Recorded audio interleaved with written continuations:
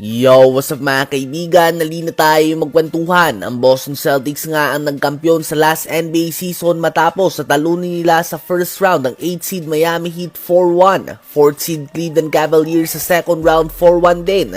Pinalis nila ang 6 seed Indiana Pacers at 4-1 ulit sa NBA Finals laban sa Western Conference Champions Dallas Mavericks. So overall ay naging very dominant nga ang Celtics sa playoffs at nagtala ng overall record na 16 wins and only 3 losses.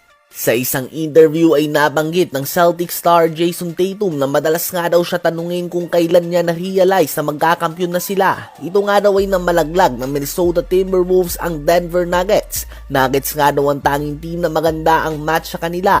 Akala niya nga daw ay Nuggets sa makakaharap nila sa NBA Finals. Well, ang Denver Nuggets nga mga kaibigan ang favorites na makapasok talaga sa finals noon. Subalit binunga ng former Nuggets GM na ngayon ay GM na ng Timberwolves ang kanilang team para talunin ang Nuggets. Madami nga naniniwala na kung Denver at Mavs ang nagkatapat sa West Finals ay posibleng Denver ang magkakaharap ng Celtics sa finals. Magandang match nga sana ito. Ganun pa man ang tanong ay makakabalik pa nga ba ang Denver Nuggets sa NBA Finals ngayong nagsisiangatan na ang mga young teams tulad ng Dallas Mavericks, OKC Thunder at Minnesota Timberwolves habang nawalan pa nga sila ng key piece sa kanilang championship run kay KCP.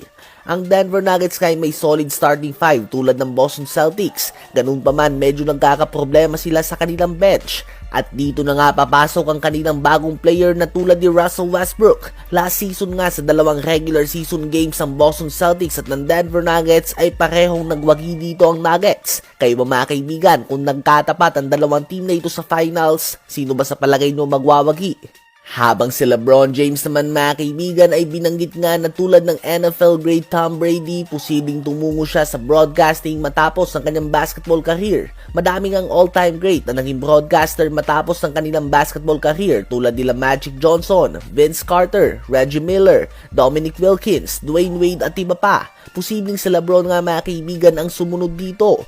Well, obviously, madaming business at mga passive income si LeBron James. Plano na rin nga na bumili ng team sa Las Vegas. Posibleng ang broadcasting nga ay for the love of the game na lang talaga. Nabanggit niya nga mga kaibigan sa mga previous interview na mahilig lang din talaga siya na manood ng basketball regardless kung anong level man ito. At mukhang maganda nga ito para sa mga viewers.